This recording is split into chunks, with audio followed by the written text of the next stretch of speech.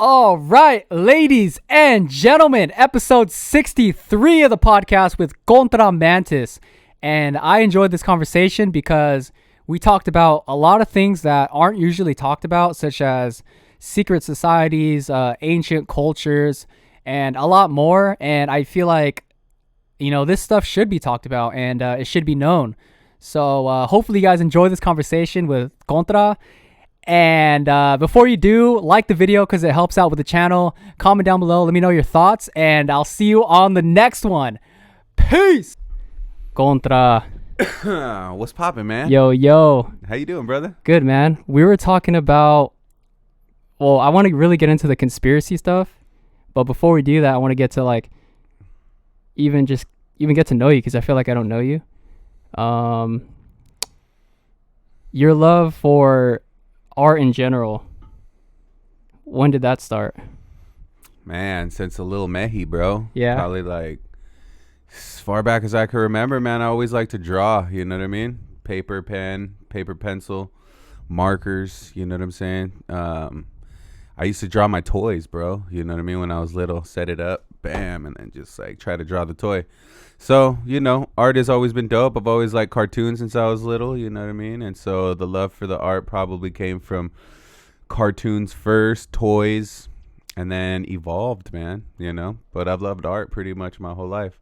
And music, too. What kind of toys were you drawing? Shit, man. The first early toys, what was it? Probably Ninja Turtles, Shredder, he was dope to draw. You ever get Transformers and stuff? Nah, I never really had the Transformers, man. What else did I have? I had random ass toys, man. Maybe X-Men, Wolverine, shit like that. It was always dope to draw. You could always put them in a different position. I mean, it never looked like the actual toy, you know what I mean? But the attempt. And, over the years, you get better. But, yeah, man, drawing toys, drawing cartoons, I used to draw, Marvin the Martian. Oh, shit, yeah. Just old school comics, man, it was always dope to draw. And you learn color scheme, And then after a while, you can, memorize how to draw them. That's interesting. I remember when I was a kid, too, I would just I would try and trace logos and shit, like skateboard logos, World Industries, Element stuff. Yeah, I remember. They look like little emojis. Yeah, little emojis. Like the fire. You got the fire emoji, the water emoji. That's right. They probably got the fire emoji from World Industries, probably. Actually, now that I think about it. Freaking classic. Hell yeah, man. But yeah, the love of art, came since a youngin'. I mean, when'd you get into art, bro, or music better? Music was... Damn. I was probably introduced to music by my sister. Cause she would always bump like The Game and R&B, Nelly, Usher, all that stuff. Damn, sister was hood bumping. Yeah, Game, she was bro? hood. Yeah, Game. Yeah. That's right. Fuck. What else? And then I went to my first ever Warped Tour in 2008. That was my first ever concert. I was 12 and 13. Okay. And then just being in the front, dudes were moshing and shit. Dudes were crowd surfing, and I'm 13, and I got kicked in the face. Yeah. And I think that kind of introduced me just to music, the vibes. That's why I love live music. That's right. Who'd you go to see at Warped Tour, bro? Or you just went to go? It was Katy Perry. That year, Katy Perry was there. Katy Perry was there, and I didn't know her at the time, which I was 12, 13. Swayze was there. First time hearing Swayze. 303 was there. Okay. Yeah, there was some dope ass bands. How'd you get into hip hop though? Hip hop, yeah, it was probably my sister. Yeah, was that after the Warped Tour years? That was kind of during. It was mixed, and then for my dad as well, bumping Sublime, bumping Bob Marley, Metallica, just a bunch of rock and shit. Hell yeah, the heavy shit. Yeah, the heavy shit. That's right. And it wasn't until I started producing and just listening to different stuff like Kid Cudi, Kanye, who else, dude? Yeah, it was just classic stuff. That's what dope. about you? Shit, what I grew up listening to? Yeah. Shit, I grew up listening to actually rap music, man. Yeah. My older brother, and he would always play it on the radio since I was young, bro. Like, shoot, my parents were from Mexico, bro, so they didn't really bump hip hop, but like we would listen to the radio, and through the 90s, they were playing a bunch of hip hop, So I remember being like kindergarten, first grade, knowing how to, rehearse these rap lyrics, man. It was amazing. It was a whole new world, bro. I didn't know what they were saying, but I thought it was intriguing. So all the Ice Cubes, Mac 10, Dub C, Ice T, Scarface, basically, the whole West Coast, era in the 90s, and then when I got introduced to Wu-Tang back in like 7th grade, I was like, damn, this shit's different. You know what I mean? It was just different. I still didn't know what they were talking about, but the feel was different, and that's that shit that actually made me want to rap. It's like East Coast music. Was it like more raw, or was it like you think it was more raw? Or I think it was more raw. Energy. It was more raw, man. The way in retrospect, now that I look at it, it's like West Coast has always been like the heart. It's about how you say it. It's not about what you say necessarily. It's about how you say it. And on the East Coast, it's more about what you say, not how you say it. So East Coast traditionally has been, like jazz samples. You know what I'm saying? Yeah. Boom bap, jazz samples, and not a lot of bass. They didn't really emphasize the bass too much. That's right. Yeah. And hip and the West Coast shit was more like, okay, soul. It was slapping, bro. It was slapping. It was funk. You know what I mean? It like derived from the funk era. So you hear big ass snares, like Roger and Zapp. You know what I mean? Yeah. And big heavy bass lines. And it wasn't about what you're saying necessarily. It's how you said it. You know what I mean? How you said it, and I would also add like how you feel, like the feeling too, right? Right. Yeah. It's an overall feeling for sure. Yeah. So yeah, man, like the East Coast shit made me want to rap. I think it was just because of the complexity of the lyrics, and when you listen to groups like Wu-Tang, man, you really hear, philosophy in there, you know what I mean? And you hear little traces of, like the Muslim faith, you know what I mean? Oh, interesting. So early on in hip hop, you had, people like Rakim, you know what I mean? And people who, there was a lot more Muslim faith integrated into the music. And what were they teaching? The 12 jewels, freedom, justice, equality, love, peace, and happiness, food, clothing, and shelter, like the 12 jewels. And you start learning these things, you're like, what is the 12 jewels? There's a lot about knowledge of self, in the music. So, growing up doing martial arts as well, my pops was into Taekwondo at a young age. And so I got into it. And so you hear these things about discipline and all that in the music, and it's crazy because then you see them mixing in the martial arts with the hip hop. I thought that was some fly ass shit. Stuff. Yeah, that was some fly shit. I was like, damn. And they're sampling it too. You could do that. Like it was a whole new world, man. So also to add on to that too, like the East Coast has that conscious, like more conscious hip hop as well. I feel like right. Yeah, overall, I think, to be real, like in retrospect now, when you think about it, like in the late 80s, they had like the Queen Latifahs, they had KRS-One, Big Daddy Kane, Cool G Rap. You had these voices that were speaking of knowledge of self and truth to power. You had Public Enemy, you know what I mean? Speaking about the issues in the hoods and politics. And, there was the infamous meeting in 1991 that I'm sure you know about, where there was a record executive who, wrote a letter in recent times talking about a meeting that took place in 1991 where they chose to push more gangster rap, and it was held by suited individuals. They don't really say who it was. No. They don't know who it was. Interesting. But the whole point was to allow all the gangster rap shit through, all the pimp rap shit through, all the just the thug shit, you know what I mean? And looking at it now in retrospect, 1991, after that, you pretty much had, all the gangster rap flourish. A lot of labels like were NWA signing. Well, NWA was before. They were in the 80s. Oh, that was 80s. Okay. That's why I think they're pivotal, like Ice Cube, NWA, they're pivotal in this because even in the early 90s, man, after NWA, Ice Cube was dropping like Death Certificate, Lethal Injection, where he's talking about a lot of politics shit, a lot of against the war shit, a lot of, fuck George Bush, he's, and Reagan bringing in crack into the neighborhood. Like they were talking about these situations.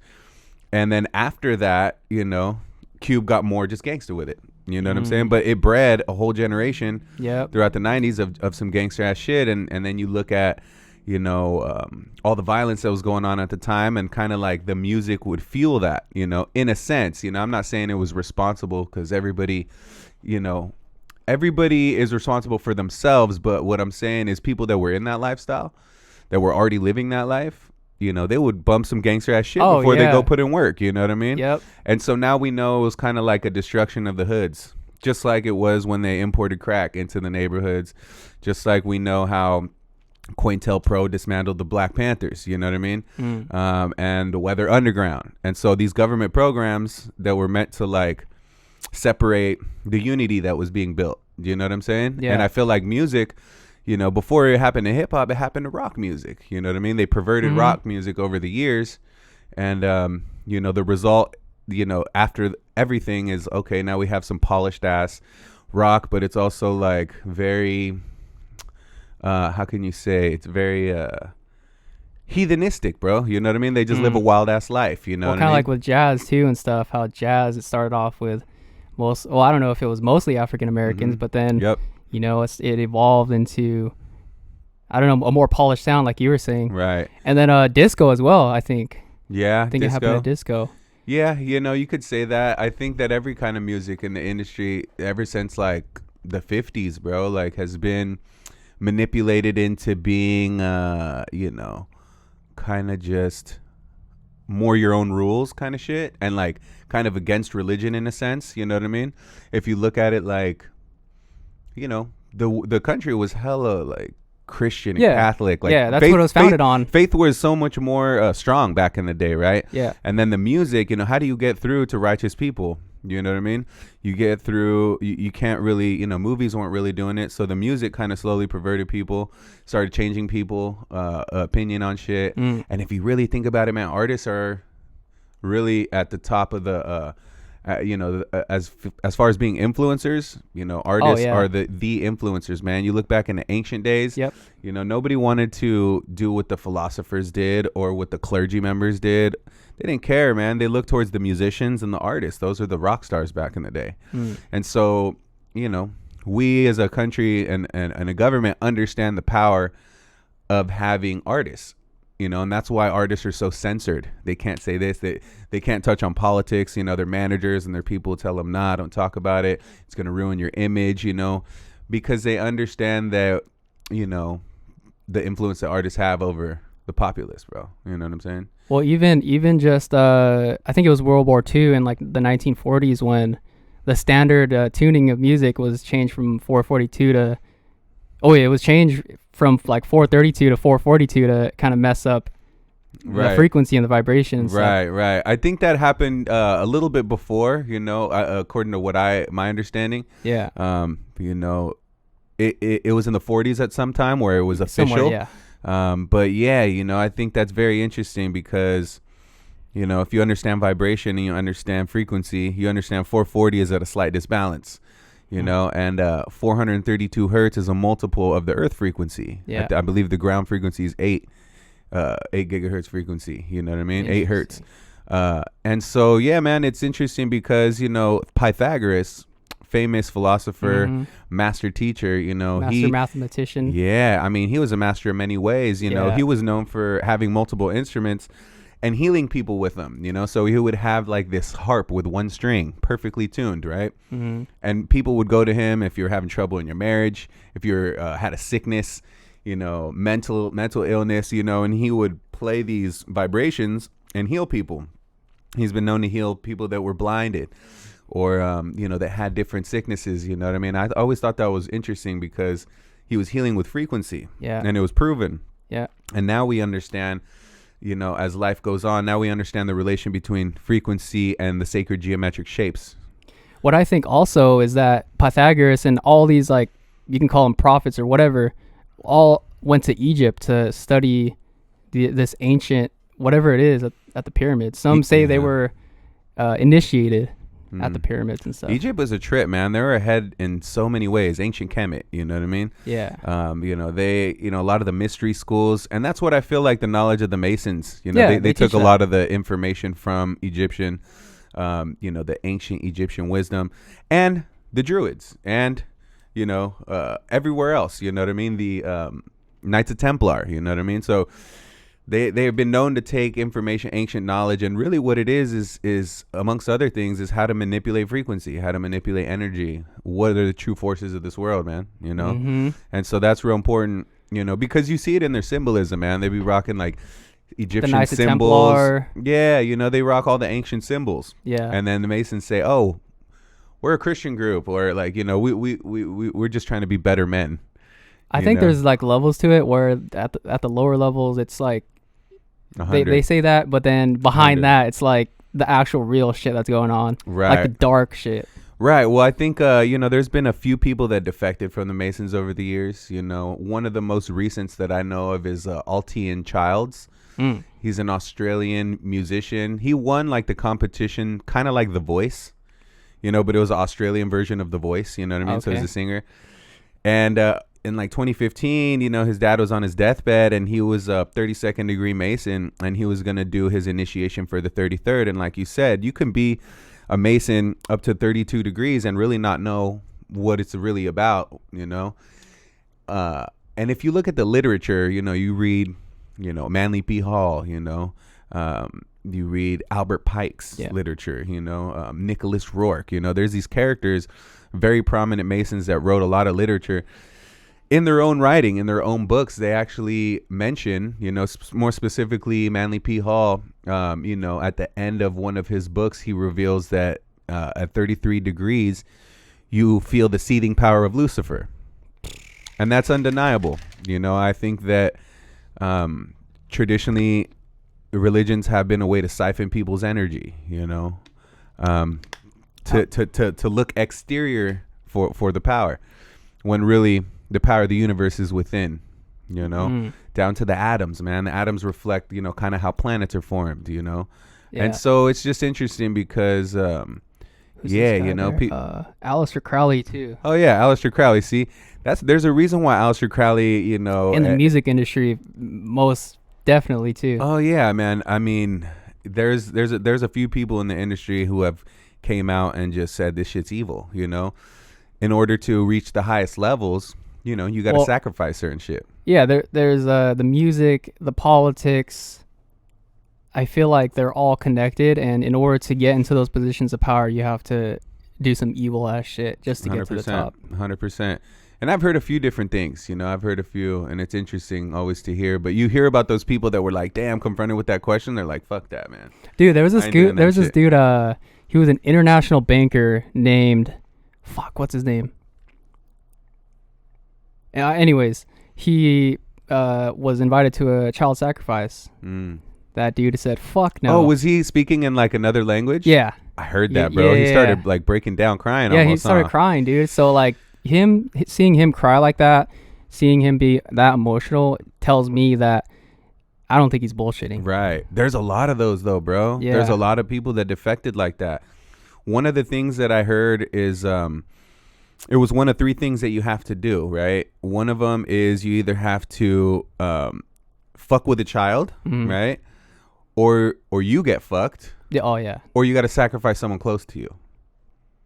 Because each of those three things, kind of put a stranglehold on, like, they got you. Because you do either of the first just blackmail. Two. Yeah, it's a blackmail. Yeah. And then the third is like, damn, you had to give up something, real close to you, family member, brother, sister, wife, And so, yeah, I totally believe that shit, man. It's evil. And, I understand why they got to keep such a tight stranglehold on it, because they can't just let anybody through the door. They tempt people with the extreme success and all that shit. And, at the end of the day, man, music is spiritual, bro. And you're moving people. You have the ability to change people's opinions. You have the ability to make people's day and life better. And people are recording memories in their life along with their music. So you can listen to a certain song that'll remind you when you were 7 years old. Yeah.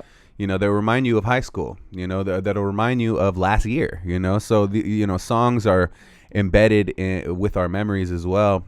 And also it's, again, a way to get through to people, whatever the message is, and so I think that, it carries a lot of energy, bro. And it carries a lot of responsibility too, bro. It does. I also like to think that when you're making a song, you're like packaging all this like energy and frequency into a song, and I don't know, it's wild, and it enters someone's ear and it goes like into their mind. And well, have you ever been like driving or some shit and you're thinking about something in life and you're listening to a song, and all of a sudden like your mind's thoughts start deriving, they start like dwelling on the lyrics of the song you're listening to. So it really influences your thoughts, what you're thinking. You might be working, cleaning up shit, and you're thinking of this one lyric from some song that you were listening to in the car. Yeah. And you're like, why am I listening to this? Why am I, saying this? That's the influence. And that's why I like instrumental music a lot, because when you listen to instrumental music, it gives you the feeling, but it doesn't give you the lyrics that'll influence your thoughts. Yeah. So you're able to live in the feeling of the song with your thoughts uninterrupted. You know what I'm saying? You could imagine your own life, your own day. You could plan shit out. When you have a dude with spitting lyrics all the time, it just influences your thoughts more often. I think that's very important. A good point that you mentioned is that being aware of what you're listening to and how it influences you. And, like you said earlier in this conversation, the music that is pushed upon the people is mostly negative. I mean, even on the radio and stuff, that's what's pushed. I feel like it's low vibrational, man. They always touch on the most low vibes. So that's sex and violence. You know what I mean? Yeah. So just with that in mind, just being aware and how that influences you, so that you can make a conscious decision in order to, I don't know, just have a higher frequency. Right. Yeah. And you think about it too. I grew up in the hood, a lot of people grew up in the hood, and I think that, certain music, when they talk about a lot of violence and shit and a lot of sex, but mainly violence, I think that a lot of us in the neighborhood, we feel like, okay, that's what it is then. And we want to replicate that behavior when we're young, you know what I mean? But, people who don't live that life in the suburbs, white people in general, you know what I mean? They listen to hip hop and they're not trying to bang on a motherfucker. And they're not trying to ride on a rival hood. There might be one out of a few, but they understand it's just music. They have fun with it. And it seems like people in the hood, we can't sometimes separate the music from reality. You know what I'm saying? And maybe it could be because we live in that reality and we think, oh, well, this is it. This is the soundtrack to this shit. But yeah, man, it kind of hypnotizes people. I've seen it. People that want to be hard, bro. They hear a certain kind of rap music, they bump in like some Brother Lynch or some crazy shit. You know what I'm saying? And then they want to wild out like that. They think that's what it is. Some 3-6 Mafia. Yeah. Start getting into lean and stuff. Exactly, bro. And you see how powerful it is, Because to go back to the late 80s, early 90s when they were talking all that righteous shit, knowledge of self shit, you know what I mean? That made people want to be righteous and have knowledge of self and speak truth to power. Do you know what I'm saying? Like, it was powerful. And then you fast forward, now everybody wants to trap, everybody wants to hustle, you know what I'm saying? Everybody wants, it became, from hustlers to addicts, bro. Now they normalizing drug use, and so you catch a little kid, middle school kid listening, he's gonna want to try that shit too. He thinks that's what it is. You know what I mean? I remember like 2014, I was a junior in high school, and people be on Xans and shit, on Xannies. I'm like, bro, that's fucking tough. Zombies on campus. Yeah, man, that's tough, dude. And that's a problem, bro, because I mean, I've seen homies of mine that got fucking addicted to Xans early. Then they started doing other shit. And there's certain people that I went to school with that are homeless, bro. And I see them. That shit's sad, bro. And I'm like, bro, you were a dope ass skater, dude. You were a fucking cool ass kid in high school. You know what I mean? And now, it kind of just led down that hill. And so if one doesn't have, the discipline and also the family structure, you know what I mean, to help you have the discipline, you know what I mean, then you can fall to that shit. I think the plan, and I'm sure you know this, of like the whole new world order is to, like you said, the family structure is to get rid of that family structure. 100%. I mean, like we said earlier with the rock music, you know what I mean? Rock was, most jazz, hip hop, rock, that was all started by black people, you know what I mean? And then later on, other people integrated, changed it, got industrialized, And so when rock music was taken, it got perverted and it became about sex, drugs, and rock and roll, the destruction of the family structure.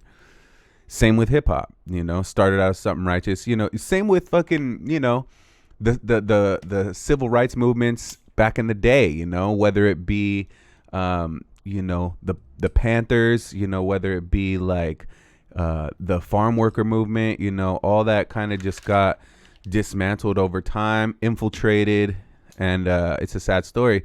There's still core people that fight for that, but I think overall the technique they use is to infiltrate it from within, destroy it from within. But yeah, family structure, divide and conquer, and that's what we're living through right now, yeah, divide and conquer. Shout out to Heck for that. We have a song called Divide and Conquer. That's right. It's real shit. Shout out Heck. So the beginning of the pandemic, I feel like that was the move to really start taking over, as far as like the lockdowns, as far as all these mandates, all the vaccine passports. Yeah.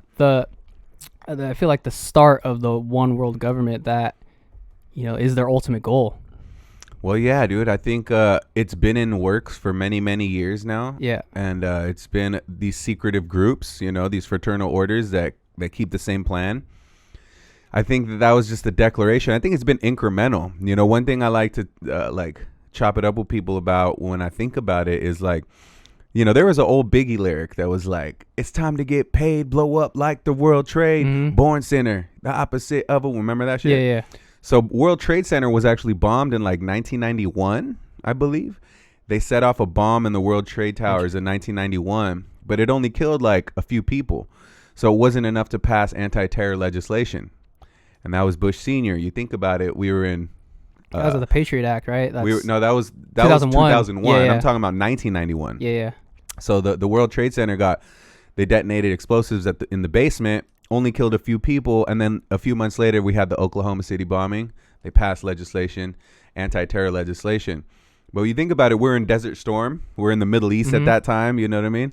And it would have been an easy ticket to just boom, embrace that and go straight hard. But then 10 years later, then we had 9/11 and it actually came down. Then we passed the Patriot Act, we passed FISA, we gave more powers to the TSA. And so it's an incremental loss of your rights. Slowly but surely.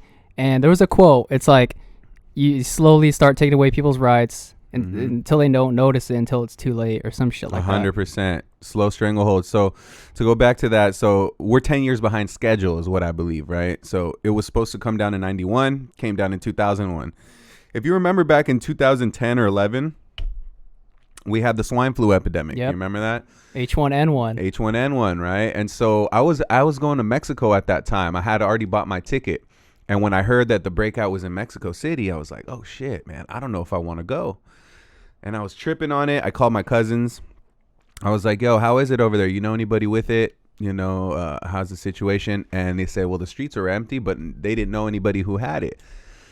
And so I chose to go anyways. The city was like very empty. It felt really odd, bro. Imagine New York, like with no people walking around barely. I've seen that, this year or these past few years in LA, the streets were empty.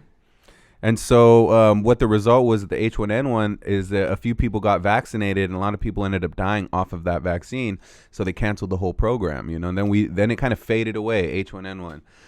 10 years later, now we have, this COVID, right? And so there's been people who, have read certain documents, man, whether it be the Rockefeller Foundation or whether it be, the WHO, Event 201, exactly. Agenda 21, 2030, I think. Yeah. Well, Agenda 2030 is from 2020 to 2030. That's right. Yeah. And Agenda 21 is a bigger plan for the 21st century.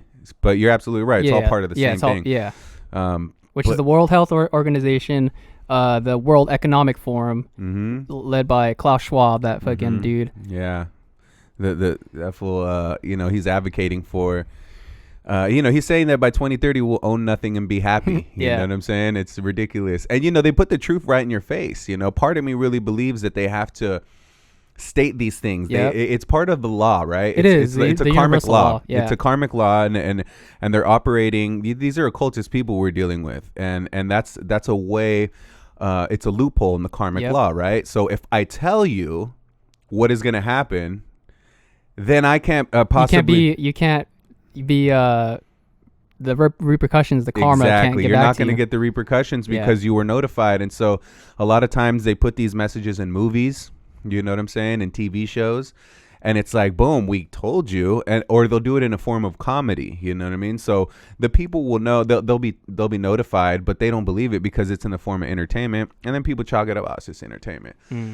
So yeah, man, I think that a lot of things that are happening right now, they've been published in documents. We understand that a lot of information's been suppressed. We have a lot of secret government programs that have been run off of, secret money, black projects that have been funded off of drug money, to be real. Back in the 80s during Ronald Reagan, we had the thing where we were importing cocaine from Nicaragua, right, to sell to the populace in America, taking that money and buying weapons for the Sandinista army in Nicaragua to overthrow the government. You know what I mean? And it was a whole scandal, Oliver North, all that shit. But that money was also used to fund black projects, you know what I mean, to build these underground bases. That's word to Bill Cooper, you know what I mean, people who have spoken about this. And it's still going on to this day, man. The drug market and the CIA is a big culprit in that too. CIA, FBI, all the 3-letter words. Yeah, all the acronyms. Yeah, all the acronyms. There you go. Freaking even they supplied weapons to ISIS as well. Of course, man. We trained Al Qaeda, ISIS, and this is shit that people don't even fucking know about. Like, it kills me because when I hear people talk about terrorism and all this shit and 9/11, and then there's movies made of 9/11, the real truth, or, and then you have this fat ass book of the 9/11 report, and nothing in this fat ass book talks about Building 7, who just came down like a controlled demolition. Interesting. You know what I mean? They don't mention anything about the thermite that's an explosive compound found in the buildings. To build those steel beams. Yeah, they don't mention anything about the steel beams being cut at an angle. You have people who are demolitionists, bro, that are like, yep, controlled demolition. That's how we cut the beams. They told the firefighters, bro, there was no poisonous chemicals here. And those are the real heroes of 9/11. Firefighters that went in there and actually saved lives. And these people were, they ended up with lung cancers and all kinds of crazy cancers. And then we found out later that there was thermite and other explosive compounds. And then we didn't want to give them health benefits. Do you know what I'm saying? There was a whole movement of people trying to get these firefighters health benefits, because they got these crazy cancers and shit. And that just shows that America really didn't give a fuck and didn't consider them heroes, because the least you can do is give them health benefits. And now most of them are dead, bro. And that was like 20 years ago. But it sucks, man. Government says one thing and then does another thing, so we're just living in the new age 9/11 right now. You know what I mean? Fuck, what blew my mind is the Monsters Inc. shit with how they scared little children to get their energy, and essentially it's an equivalent to what is it called, the fucking that the elites use? Well, the spiritual force that in the Islamic faith they call them jinn, and other people call them adrenochrome. That's what it was. Okay, so it's an equivalent to adrenochrome. So not everything, adrenochrome is the process of extracting traumatized blood and consuming it. When the blood is filled with another substance, it becomes adrenochrome. It's kind of an adrenaline. What we're talking about is a spiritual vampirism. You know what I mean? It's kind of like, when you operate in fear, you're in fight or flight. So on a biological level, you stop producing cells because you're like, yo, this is instinct. I got to fight or fly. You know what I mean? And so what happens is when people are in a state of fear, they stop evolving, but they're also susceptible to spiritual entities that attach themselves to them and feed off of that fear, that anger, anything low vibrational. Yeah. And so that's one way, like, you stop a populace from evolving and reaching their full potential. I think that when I talk about this kind of shit, people have brought up Monsters Inc. And I'm like, what the fuck? I've never seen that. You never movie. seen it? Never seen that movie, man. And to be honest, I really don't have an interest in seeing it. I get the message, you know what I mean? But I think I'm just into deeper shit. I like to get deeper to the source, and it's cute that they're giving us the clues, they're telling us in another way what they're doing, you know what I mean? And so everything is fear-based, you keep people in fear, and they'll actually operate and do what you want them to do. It's easier to control them, there's one thing called the Hegelian dialectic. Crisis precipitates change. Problem, reaction, solution. And this is a phrase that is embraced by a lot of fraternal orders, a lot of secret societies. They believe they can engineer society with this crisis. What did they call it? Problem. Yeah, and then they create the solution. And then the people react, and then they give them the solution. And so that's how our populace has been changed slowly, ever since the 9/11 thing and the COVID thing. And people will never get their rights back is the thing, Go ahead. No, well, I'm just saying that it's an incremental thing. So people are like, oh, when is it going to go back to normal? Ain't no normal no more, Do you know anything about Babylon and like Zion and stuff? Because some people say that America is Babylon in a way, but I don't know too much about that. Well, the reason why they say that is because Babylon was a very rich city. They had a lot of shit made in gold. It was a lot of splurging. There was a lot of sexual, freedom. You can say, and there was a lot of overconsumption. There's a documentary called The Four Horsemen that explains it really well. And basically, it's modern day Babylon. The story, the Tower of Babel was built. That's metaphoric for a older story, which goes back to the Sumerian times. If you look at the Sumerian kings list, there's two Sumerian kings named Enki and Enlil, and they're brothers, and their father was Anu, and this is one of the very first recorded civilizations. And so they had this workforce called the Igigi that were mining on Mars. But the Igigi were all males. And so the Igigi ended up rebelling against them. They're like, fuck that, man. We ain't working no more. We didn't even have any females. You know what I mean? So there's a big-ass war on Mars. Boom. That happens. Enki and Enlil were like, yo, we got to, modify the humanoids so they can mine for us, mine gold and all that shit. And so they gave us their essence. That's what they say. The essence, could be part of their gene. They dipped out. We as humans, the Sumerians, built something, right? Huge, because they came back and they're like, damn, these motherfuckers, like, they have our essence, but they're like competing with us on this level where they're intelligent, and they're trying to build a tower to go out outer space, and that's kind of like the story of Babel. Yeah. Amongst all the other things, they're like, boom, let's create a great flood, wipe it out, and start all over again. But yeah, Babylon and even Rome, bro. I see the similarities with the United States. A lot of overconsumption, they push sex hell of a lot. There's a big wealth divide. But check that shit out, man. The Four Horsemen. Yeah. Four Horsemen, breaks down 4 really good points as to, why America is similar. United States, let's say, not America, because America is the whole 2 continents. You know what I'm saying? But it explains point by point why the similarities between United States and Rome. It's crazy. And yeah, it's going down, literally. Well, a few points.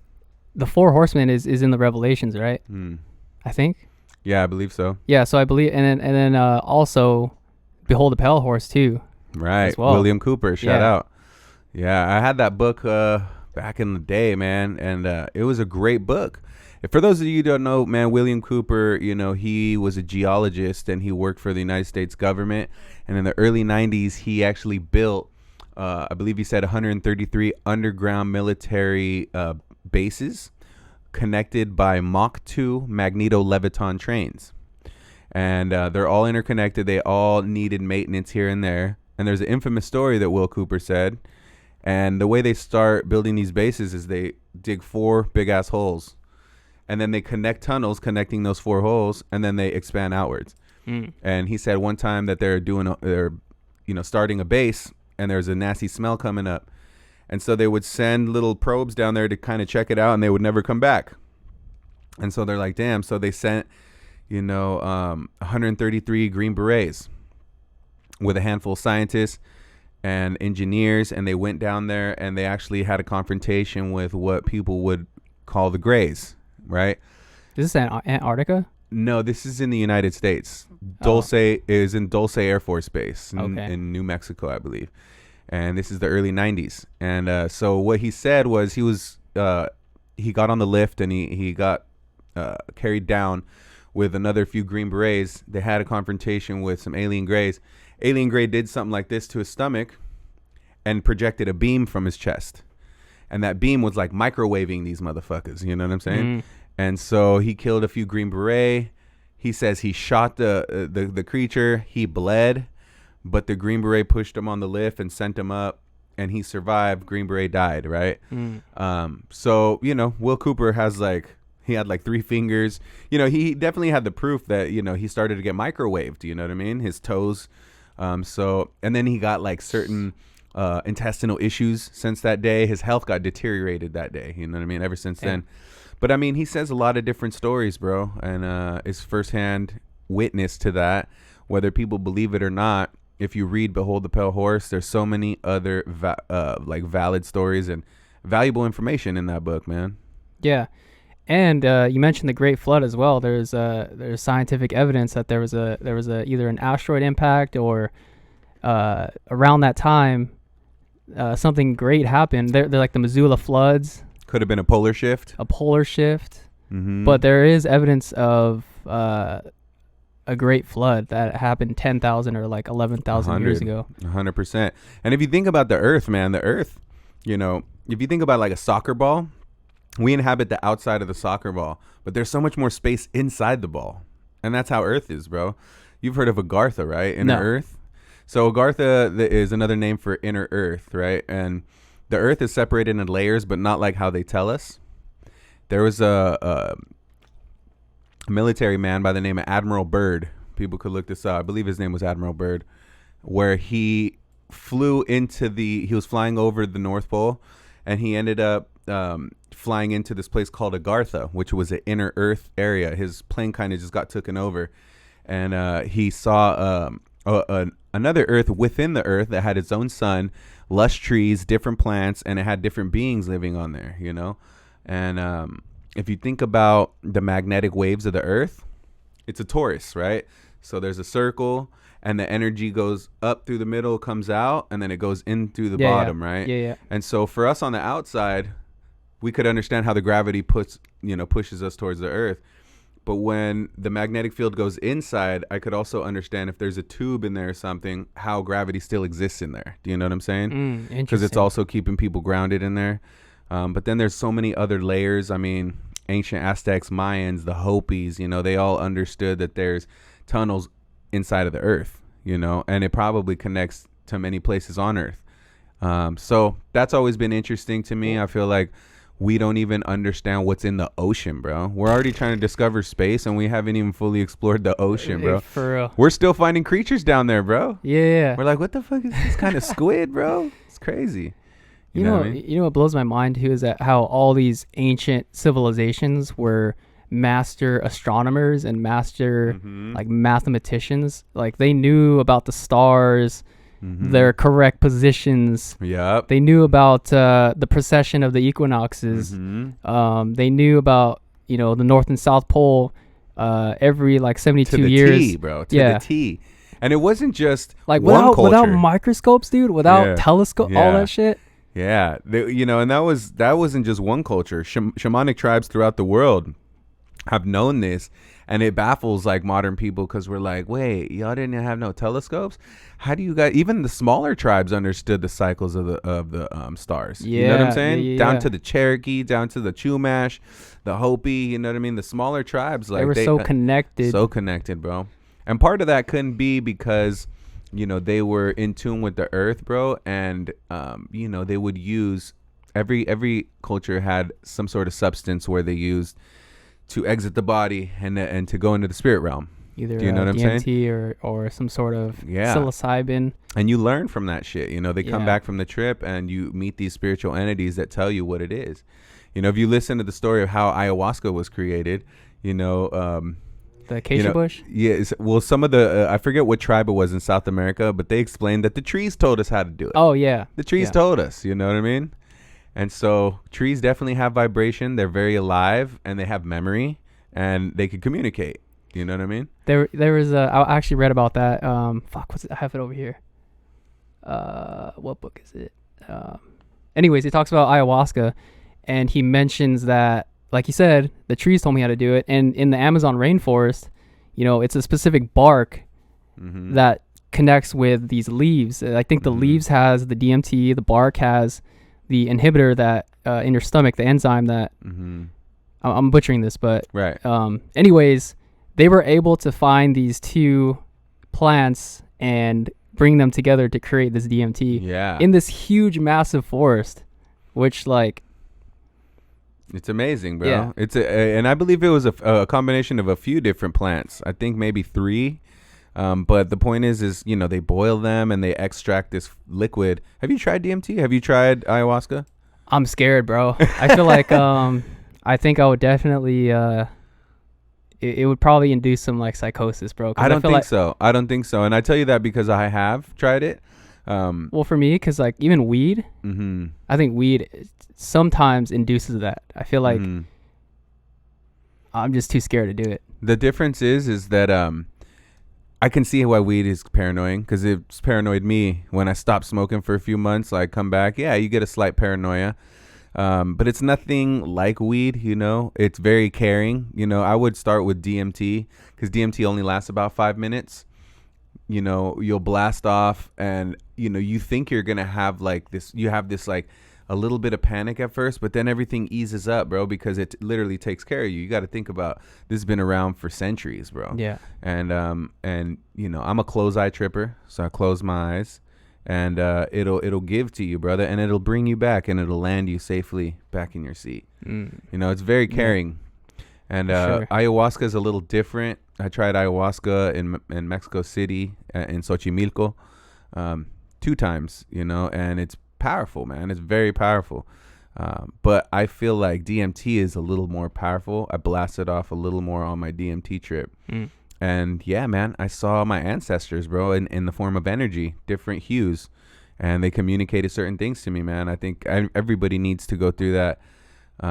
It's not like mushrooms even. You know how mushrooms are kind of a reflection of self? Yeah. You know, if you take mushrooms, if you've been holding in anger or pain or a resentment, it's going to manifest. You know, that's what people call a bad trip.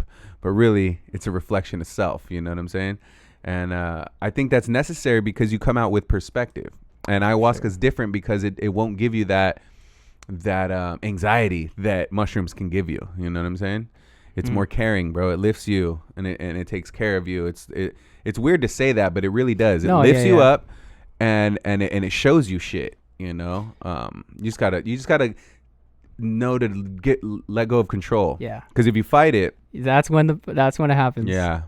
I've heard it explained as it's more of a feminine energy as well. I can see that because the earth is feminine for sure. Yeah. Yeah, and it's caring in that regard. You know, it's like you know, a lot of people have reported seeing different entities, but they all communicate. You know, some people have seen something not so pleasant. I like hearing about people's trips because some people see the same entities, bro.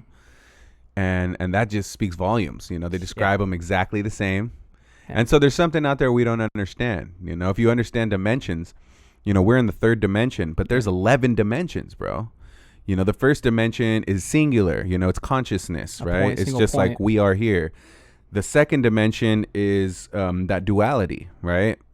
And then the 3rd dimension, you know, it's a combination of both. Plus, allegedly, it is it's the dimension where we experience the most, you know, and our souls need to go through this experience to understand pain, to understand love, to understand all these questions in order to evolve into the 4th dimension, which is a more unity thing. You know, you don't feel pain, you know, in the 4th dimension. You don't feel these things. It's more like, you know, we're all one, you know what I'm saying? And it's unexciting is what I hear from certain people. Right. So the excitement, the excitement they say is in the 3rd dimension because, we're able to experience all these things. Do you know what I'm saying? Yeah, yeah. And then once we evolve past this, it's like we become more mature, and there's no more like trials and tribulations and shit like that. You know what I'm saying? That makes sense. I kind of like describe the third dimension as it's kind of like very dense. Like you're kind of grounded to this reality. Mm-hmm. Yeah, I think that can be a problem too, because we think that this is all there is. You know, we look in the material shit. We're influenced by material shit, and it's, as time goes on, it's harder for people to look in. Like we're talking about ancient cultures, that's all they did is look in. You know what I mean? There's some people that remember their past lives, and the Mayans believed that we live and die 3 times, and they have this stone called the Mayan stone of death and rebirth. I've painted it a few times. It looks badass. It's like a skull, or a face rather. It's a face with 2 split faces on the outside of that, and then another 2 on the outside of that. Interesting. And so it's symbolic for we live and die 3 times. So, our first life kind of dictates the direction that our life should go. The second life is usually the most painful, because that's when we learn from mistakes, and we learn it's very experienced. It can go either way, is what it said. And the third life is similar to the first life, where you find your purpose. You know what I'm saying? Where you're supposed to find your purpose. And I think that it's hard for people to find their purpose in a world full of material shit. You know what I mean? We don't look within enough. We don't have emotional intelligence as men. You know what I mean? We don't have the ability to be able to tell how other people feel. That's a female characteristic. You know what I mean? A female energy is more nurturing. It's more maternal, and they have more emotional intelligence. Us men, we are more mental, bro. We're more mathematical equations, logic, boom, point A to point B. And so there's power in both, for sure. And we need both in order to find a full balance. So there's also not only a war on the family, but there's a war on genders, as you know. So so it's all the same plan, to skew us away from our strength. You know what I mean? It's divide and conquer all over again. Yeah. And even I've heard where Rome as well, I don't know if this is true or not, but Rome, the beginning of the downfall of Rome was when transgenderism kind of popped up. And I don't know how true that is, but I mean, to go against reality, which, the reality that scientifically, if you're born with the XX chromosome, you're female. If you're born with the XY chromosome, you're a male in this reality. Right. I haven't heard of that, as far as like the transgender thing in Rome. I do know that Rome had a lot of gay dudes. You know what I'm saying? Because if you think about like Egyptian culture, bro, they were like one of the last cultures that really praised the woman and honored the woman, because women had power in Egyptian culture. It was more like a matriarchy in that sense, right?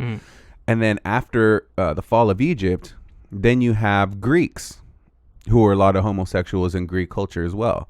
You know what I mean? And they idolize the man, and they'd sculpt the fucking man all chiseled and shit. Yeah. And same with Romans, you know what I mean? They idolize the man, big old rip dude with a baby dick, you know what I'm saying? Yeah. And there's pedophilia that was prominent in Rome as well. And so they probably be understood, sexual magic, and that's why, to go back to our homie Aleister Crowley, not our homie, no, but, no. But Aleister Crowley, he understood the power of sex magic, and he wrote a book where he explained the power of sex magic. And there was a member of the Golden Dawn, the head of the Golden Dawn, who was pissed at this fool. He's like, "What the fuck?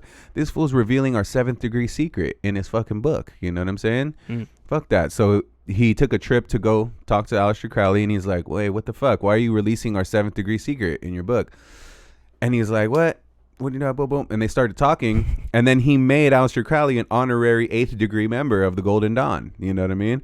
And that secret was sex magic, right? And so the reason why you hear a lot of younger boys that get molested and violated is because when they're traumatized and they're raped, they're male, so they release the male energy, testosterone. It's like a male energy that they release, and they then absorb that. And what I believe is that when they do these acts in a certain way, in a certain time, in a certain place, they're actually energetically feeding spiritual entities, because they feed off of that fear. And when you do that to a young girl, then they give off the female energy, and they really don't want too much of that. You know what I'm saying? Interesting. But there's a lot of kids that are tortured ritualistically and not killed. And there's other ones that are specifically for sacrificing. Yeah. And they drink the blood, and that's where we get the adrenochrome. Marina Abramovich. I mean, there's a lot of occultists out there. Marina Abramovich is crazy because she's like 80 years old, bro. And she looks like she's like 40. You know what I mean? Like 40, 50 years old.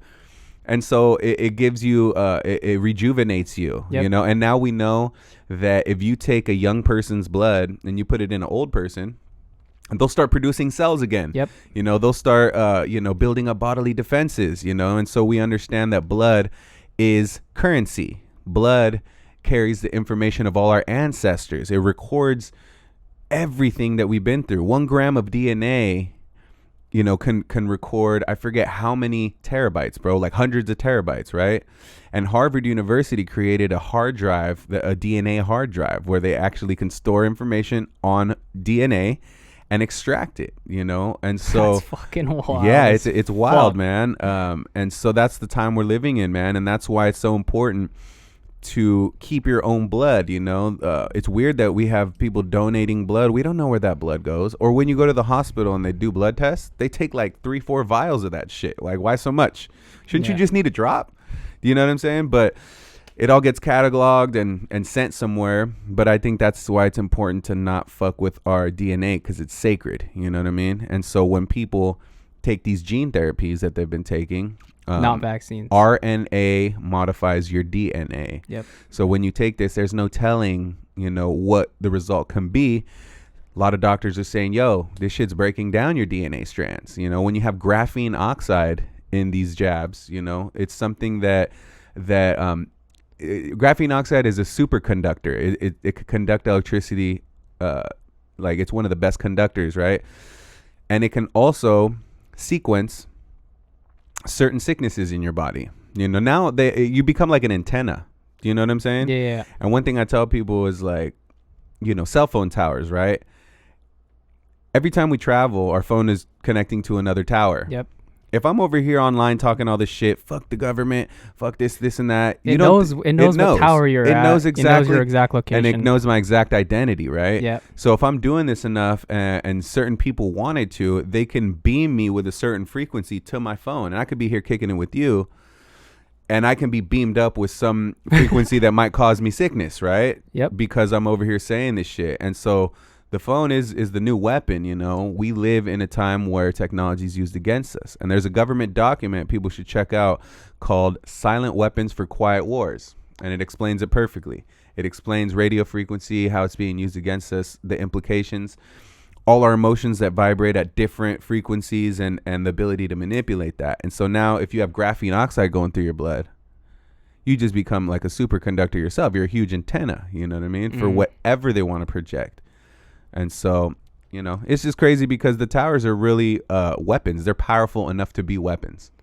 It blows my mind that there's a psychological, spiritual, informational warfare against us. Mm-hmm. And I think, to bring it to a positive note, the more we know about all this information, I feel like the more we can go against what's going on. Right. I think people need to just hear this or like learn about this stuff, 100. And what it takes is mass compliance, bro. Mass non-compliance. It's a long journey to get here, bro. It's a long journey to understand the way that the world is. And I think that for certain people that haven't been truth seeking, if they get dropped with this truth tomorrow and it just comes out, they will go fucking mad, bro. They would, man. They would go crazy. They wouldn't know how to internalize it. Because there was a time in my life where I was paranoid, breathing the air just because of the geoengineering and the chemtrails. Mm-hmm. And there was a time where I was in fear because of the way the world was changing. I had this crazy mushroom trip too one time that just explained to me that people were made to starve on purpose, bro. And I felt like what it was like to die of starvation. Oh, yeah. And this trip, man, made me cry for many hours, bro. I cried the rest of the night. I took like a mushroom chocolate, that, and I held on to it for a while, but when I took it, it was intense, man. And at the time I was learning a lot about the world and a lot about, fraternal orders and history. And it all came down to like, people being depopulated, and it was sad as fuck. And I also saw reflections of my life and how I was wasting my life and what I should be doing, what my true purpose is. And I think that, yeah, man, it's just a sad world because, internalizing all these truths, man, could take years. If I could sit here and tell someone like, yo, no, this is the way it is. There's spiritual vampires out there. There's people fucking trafficking children and selling them off and killing them and sacrificing them for spiritual entities. If I'm telling you all this, and there's a whole population of fucking entities underground, that are also feeding on us as humans. You know what I'm saying? Kids go missing. Hundreds of kids go miss. Thousands every year. If I confirm this with someone, and like, I can't convince one person, but if the shit just came out on the front page in the news, some people wouldn't be able to internalize this, man. You know what I mean? They would go fucking crazy. Yeah.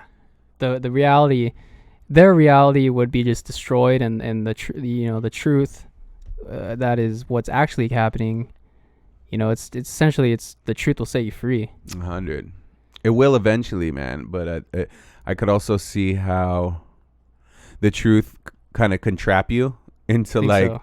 It sets your mind free, right? It sets you, and it frees you from the cages of the way to think and the traditional world that we live in. We know that's bullshit. Yeah, exactly. Yeah. But I think with the truth, like, if we know the truth about food, and the shit they put into drinks and water and GMOs, if we knew that truth, then it kind of like doesn't set you free. You're more like reserved, and you're like trapped within smaller options to eat. Well, isn't it if you know that stuff, then you can make a better decision. True. But if you look, where we're at, you go to the store, man, we have all these fucked up options. Yeah. So we're trapped amongst a few options of healthy food. Yeah. It's just a perspective to look at, Yeah. It doesn't mean we're trapped, but oh, no. we live in a world where we're just fed all this bullshit, and it's like, what do I eat? Because everything is really fucked up. You know what I mean? Yeah, no, that is true. But I see it as, the more you know the truth, it's like you can make better decisions, and feel like if more people knew what's going on, they would actually be enlightened, and we wouldn't be more trapped. Yeah, I think it's crazy because people don't even know what's coming, bro. People don't even know what's coming in the next few years. I've been nerding out on this kind of shit since I was like, fuck, man. I heard about the RFID chip back in 2008, bro, where they wanted to chip everybody, and they were putting people on the news, like mothers, saying, oh, yeah, I just got a chip in my hand. It's easy because I go to the grocery store and I just scan my chip, and it's just so much more convenient. Obviously, it's like a paid actor saying this, but they're really pushing these RFID chips, and if it wasn't for the religious sectors of America, like, it would have passed, right? So I thank them for that fight. But then fast forward 10 years or so, now we have the technology to nanoparticles, right? Yep. We breathe them in, bro. Who's to say that doesn't have graphene oxide in it that can also be potentially used against us? Same thing with anything we put in our bodies. So, it's, again, a consent thing. You have to consent to this kind of shit. So people consented to getting altered. Yep. In essence, I even heard about the one world currency probably when I was like in 8th grade or something like that, like 2010. And now it's manifesting in the form of they're using blockchain against us, bro. Yeah, that's what it is. Anything, and why wouldn't they, right? If your goal is to control the world, you're gonna ride the new wave and see how you can use that to your advantage. Yeah, they're gonna know every single transaction on the blockchain. It's gonna be public to the information. It's gonna be public to the public. Well, it'll, that's why decentralization is so important, and that's why crypto was invented. Bro. Yeah, exactly. It was invented so we can be decentralized from the banks. Exactly. It's said that Bitcoin was created by 11 programmers in the course of 4 years. Right? There's no Satoshi. It's a made-up guy, right? Because if you think about it, you're creating an alternate currency. You're going to become enemy of the state. Number one, And so it was against the IMF. It was against how they trap countries into debt, right? Because we have debt-based economies all over the world. And so they created Federal Reserve. Yeah, Federal Reserve, IMF, you know, and so that's why they created these technologies so we can have a decentralized, free economy amongst ourselves, right? And it's a beautiful invention, man. If anything, that's one thing that's gonna help save us, bro, in the end, you know, financially, right? I think it helps African countries better because they deal with hyperinflation, so they could benefit the most off of cryptocurrencies, right? But yeah, like you said, you know, XRP is a centralized currency, and so I feel like I don't fuck with centralized currencies because of that. You know what I mean? But yeah, they're gonna release. You know, you heard of the Georgia Guidestones, right? It says it on there, and recently everybody's been posting about it. Because the shit got struck by lightning or some shit, you know? Yeah. And then obelisks are getting struck by lightning. Obelisks? Yeah. I didn't hear about that. Yeah. Bro, there's obelisks like around the world. Yeah. Freaking DC, Yep. London. I just saw one that got struck and it got fucked up. So I don't know what the implications are. I don't know what that's about. But, you know, in the Georgia Guidestones, it has commandments for humanity. Maintain population under 500 million. Unite the world under a common religion. Common language. What is it like? Do your social duties, some shit like that. Well, see, that's all Agenda 21 shit. Yeah. You know, it's all Masonic shit. Like, it was the people who funded it are believed to be Masons, man. You know, obviously they got loaned through the bank. Yeah. Some sort of fraternal order, bro. Yeah. But no, that shit's real. And again, they told us, bro. You heard about at the very bottom or some shit like that? There's a time capsule underneath that. I did see that. Who knows if they're I doubt that it's gonna I don't know, but they demolished them now, so yeah. And that's weird that they had a camera pointing towards them, huh? Just in case, because people have vandalized that shit a few times. Yeah, they have. Yeah. Graffiti and shit. Yeah, dude, I would love to graph on that shit, man. Fuck that. But those are just signs, man, just telling us in our face, you know, telling us what the plans are. And so if we understand that, we kind of consent by not disagreeing and not going against it. You know what I'm saying? And imagine if there was an EMP that wiped out all electronics, everything's online, and how, you know, thinking about how fragile our society is and we're all reliant on electronics, all this stuff, what that would do to the population and how wild shit would get. Right. And that's by design to make us to steer us away from nature, right? Yeah. You know, it can happen overnight, man. That's why you got to get you a solar power generator, son.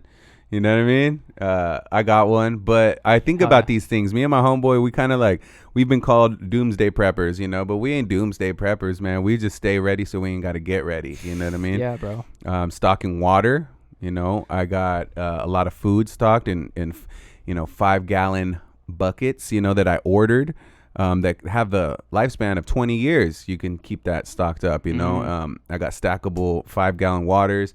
You know, I got solar generators, you know, these things, you know, weapons, you know, ammo. Ammo is one thing I need more of. But, you know, these are all things to prepare for because, if the power goes out, people don't know how to act.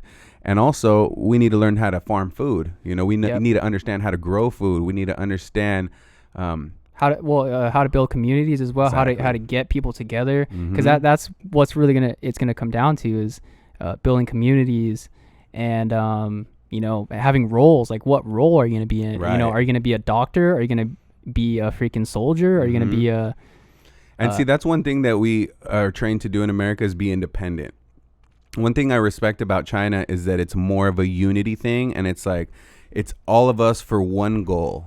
But obviously then that gets abused, right? It gets abused because the leaders do what the fuck they want. Yeah.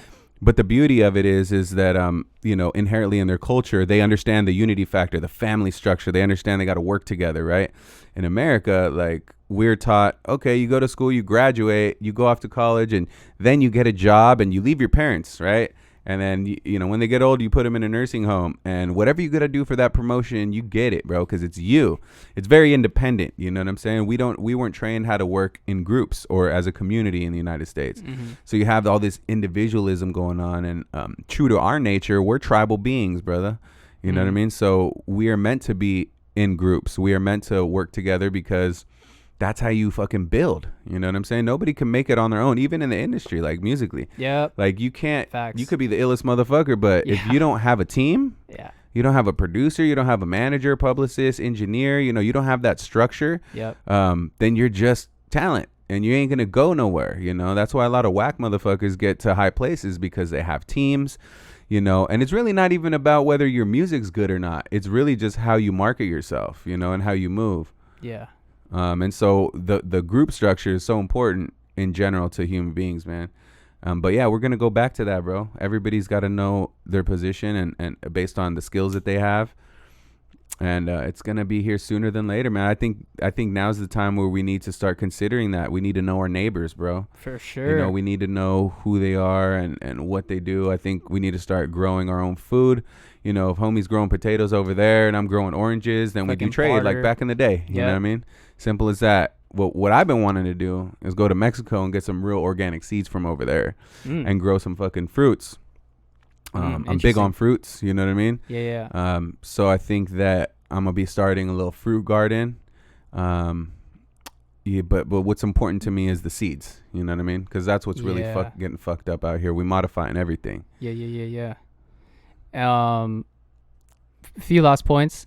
Imagine like if there was a great flood or something catastrophic happening, you know, the only thing that would stand are the great structures like the pyramids and like, you know, the Aztecs, all these great. So I think they were left for a purpose. You know, if something were to happen like that, they were even built strategically on energy points in the world that form the energy grid, right? Yeah. And so what do we build? We build with wood, drywall.